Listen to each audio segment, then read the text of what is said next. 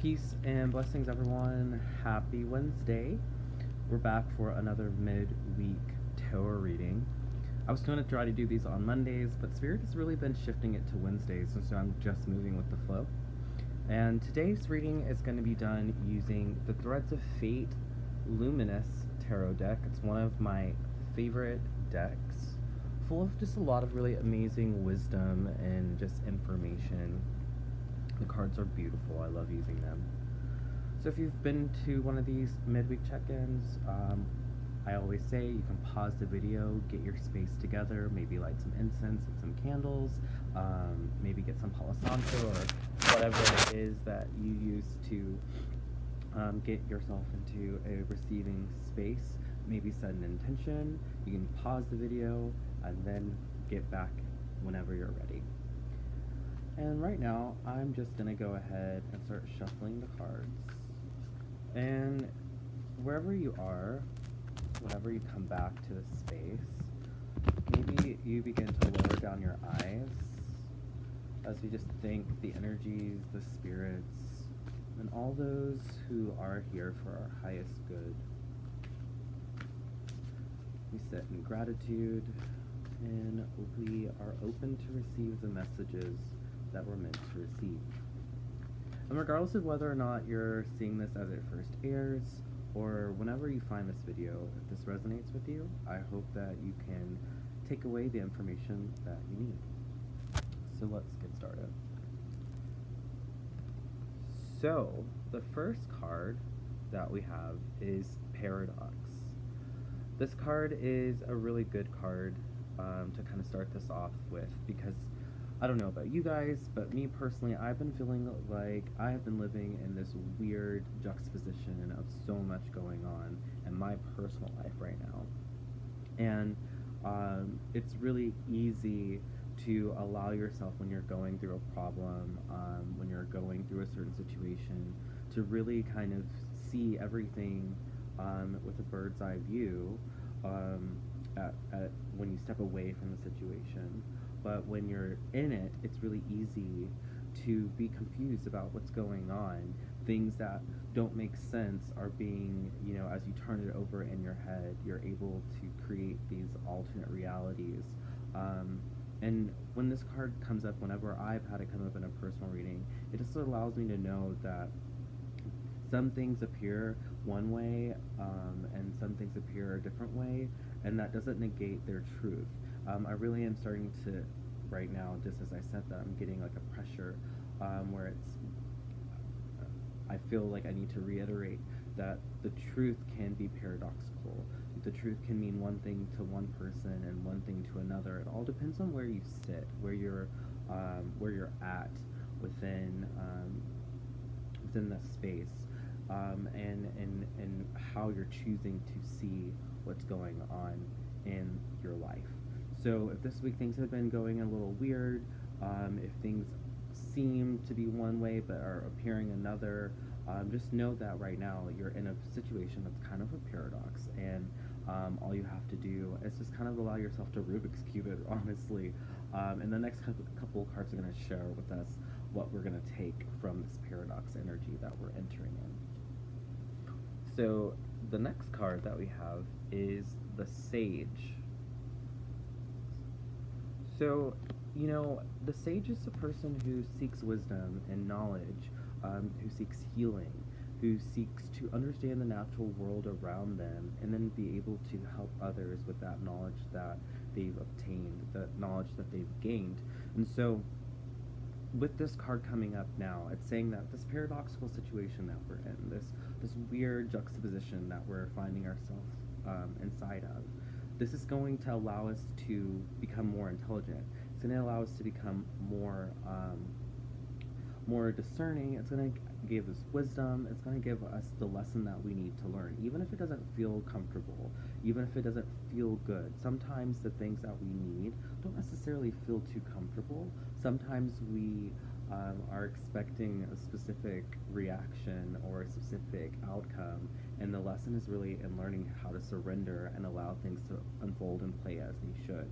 And so something that I'm starting to feel with this card coming up is also like being in that paradox, being in that situation where one thing is the same, or did the chicken come before the egg kind of situations, right? The more you turn it over in your head and you don't step away and allow yourself room to just breathe and like kind of replay in your mind the steps that you've taken, the manners of the conversations that you've been having, the direct role that you've been playing, it's really easy to miss out on this lesson that you're supposed to be learning right now. So if you're feeling like you can't do this, know that you can. Know that the universe isn't putting anything in your hands that you're not able to handle, to move and maneuver through, and just use this time now for medicine. Something that has been coming up a lot in a lot of conversations I've been having with some friends is learning when our story can be used to be medicine, learning how to heal others through our personal stories, taking the time right now to realize like the things that you've been going through, the things that you're going through currently are going to be able to be lessons that you're sharing with other people. You're going to be able to impart some type of wisdom, some type of knowledge through what you're going through in this particular time in your life. So you have to allow yourself to exist within the opposites, and allow yourself to exist within the polarities at times. Knowing that light doesn't always equate to good, just as darkness doesn't always equate to evil, and knowing the balance that you need in your life right now, and just taking all the lessons that you've learned previously and applying them to how you are maneuvering through life right now in this space. So our next card is going to be the Underworld. So when this card comes up, this is a good time to start doing shadow work.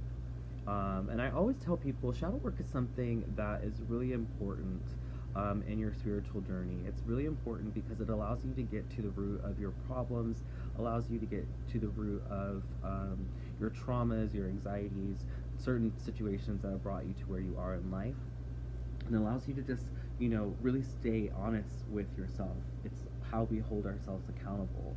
And you can do shadow work practice on your own. I do always suggest, though, when you're doing shadow work, either to be doing it in concurrency with therapy or some type of spiritual counseling or mentoring, having someone that can navigate you through the process.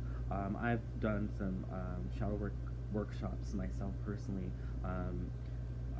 where we use the 7 chakras and the 7 developmental stages to understand how our trauma has been formed, how we have been grown and started to appear and show up in the world due to traumas and pain and different things. And I do it in a way where people are able to have specific questions and specific guidelines by using the chakra system to navigate through that. So whether it's finding it like I was just saying, someone who is a mentor and has a program that you can follow, or working with a therapist who's a spiritualist or understands your spiritual practice and is navigating you through that process, that's really important, because the underworld really shows us what's actually going to be coming out from within us.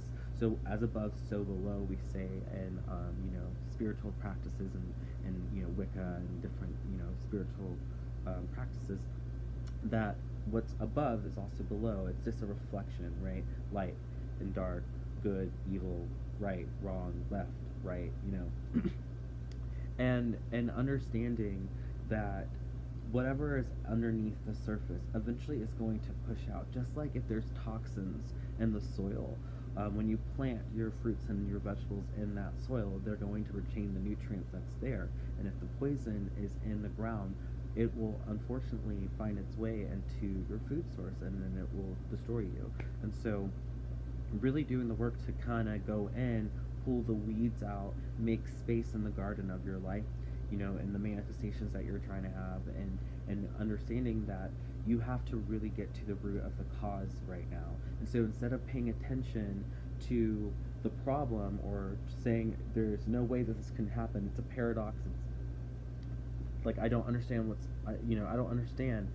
Allowing again yourself to kind of maneuver through each moment and relive the message, relive the lessons, and then understand how you can apply that to now, and understand that maybe you don't see the lesson immediately, but eventually, the more that again pull out the weeds and make space, and then you plant the seeds in a space that has been the land has been tilled and churned, and you've removed the toxins and the negative minerals and stuff out of the earth, you'll then be able to manifest these really beautiful things, these really beautiful experiences with people, and just knowing that that only happens when you get down deep and you get real with yourself, and you're not only focusing on what's on the surface. It's so easy to believe what is on the surface. In witchcraft, when we talk about the element of water, we always say that water is not just what we see on top, the reflection looking at you. It's also what's underneath the water, what's swimming around, what's moving there. And water typically represents our emotions or the underworld. So this is a really good time to connect to water. This is a really good time to take spiritual baths. This is a really good time to kind of just allow yourself to really saturate yourself within that energy. And then our final card for the evening is going to be movement. Movement is really important, especially as you're doing this shadow work, especially as you're trying to learn this lesson, to get out of your head. I teach yoga professionally, and something I always tell my students is our body is a really intelligent vessel, and it carries our traumas, our pains, our stories within it. And when we don't address those things, when we don't, do some type of light exercising or some type of movement, whether that's dance, going to a dance or ecstatic dance, or doing a yoga class, or if you're into fitness, allowing yourself to work out or whatever. Movement allows us to shift the energy, shift the meridian lines, shift the energy flow within the body to allow different things to release, to be let go of, and to allow other things to settle in. So as you're moving, as you're allowing yourself to change the situation, right? This is where transformation happens. This is where beautiful things can happen and release. Sometimes in some of my yoga sessions with my students, people will cry, people will laugh, people will, have different reactions. The body might have you pass gas in a specific pose, or you might sweat profusely, you might come in feeling pain in one space, but then as you start to release the body in other spaces, you realize that the root of the issue was somewhere else, right? So it's a really good way for you to kind of understand what is going on a body level. And then taking it away from that movement, right now there might be, I'm sensing that for some people there's a stagnation because they're so caught up trying to figure out the paradox, and they're kind of stuck. And then for others, there's fast, really quick, really swift movement, and the sensation that we want things to slow down, we want things to kind of come to a manageable space. You just have to remember that we're going through shifts constantly in the spiritual practice as you work and do this work to heal yourself, to become closer to who you are, the God spark inside, and what connects you to the God in the universe, outside of you. We are going through these shifts and these changes, and sometimes they happen slowly, sometimes they happen rapidly, and sometimes it feels like you're at a stalemate and nothing is happening and nothing can move forward, and you just have to put one foot in front of the other and continue to walk down the journey. Sometimes the journey is just a flat path where all you can see is just the miles stretched out in front of you, right? And sometimes you can see the shift as the horizon, or what you believe is the horizon, comes closer to you, and then there's something else out there further behind what your eyes can see. And just knowing that it's just constant, it's going to be constant change, it's going to be constant movement, and sometimes there's going to be that stagnation, but you have to trust the process. That's something that I'm hearing now that I've been talking to my other friends about, other clients. Right now, the message is to trust the process. Trust that where you are right now is honestly getting you to where you're trying to go. But if you doubt where you are, you'll bring that energy to you. The doubt, once it starts to creep in, it prevents you from moving forward, from doing the work. It allows the voice of fear, the voice of the inner enemy, to trick you, and it'll speak louder than the voice of peace, which is calm and typically serene. So you just have to allow yourself to shift out of these spaces where you feel stuck, or if you feel like things are going too fast. Allow yourself a moment to pause and catch your breath. Even if you feel like you shouldn't do it, know that that's important for you to do so that you can continue the movement. It doesn't always have to be fast. It doesn't always have to be quick. And it doesn't, on the opposite side, it doesn't always have to be slow. Allow yourself to really sit down and get honest with where you see yourself moving in your path, moving in this situation, moving in whatever it is that's, in your life right now when you found this video, and how you can apply that to your situation. Know that, again, everything that you need is within you. So you have to be able to draw that out. You have to be able to, really pull what it is that you want, and give it to the universe, and have determination and such focus on your goals, on your path. And I'm feeling called to give us one more card. This last one. Trust. Look. No, trust. That's the universe right there. Listen. Trust the process. Trust the process. Trust your growth. Trust where you're trying to go. Trust the signs. And know that in stillness, answers come. Know that in movement, change happens. And know, again, that you're learning something right now. Even if it doesn't seem like it, even if you don't want to hear it, know that you are learning something. And regardless of whether or not the situation is good or bad, okay, you're gaining wisdom, you're gaining discernment, so that you can use this to help not just yourself, but others. But we only help others when we start to help ourselves first. So this is a time to trust your guides, trust your wisdom, trust your knowing.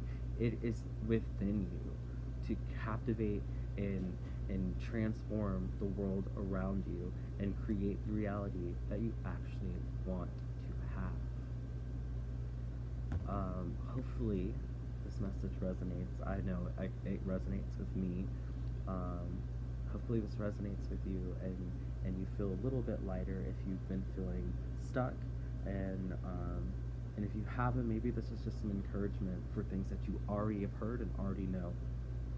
But as always, it's a pleasure for me to do this for you and share this time. If you want to book a private reading, you're more than welcome to email me at thephoenixpriestess@gmail.com. I'll have my email in the comments or in the bio. If you want to experience a virtual yoga class, I teach virtual workshops every month, so feel free to email me to get on my newsletters so you can know when those things are happening. And thank you so much for your love and support. Like, subscribe, share with your friends, and I hope to see you back next Wednesday for a midweek tarot check-in. Have a blessed day.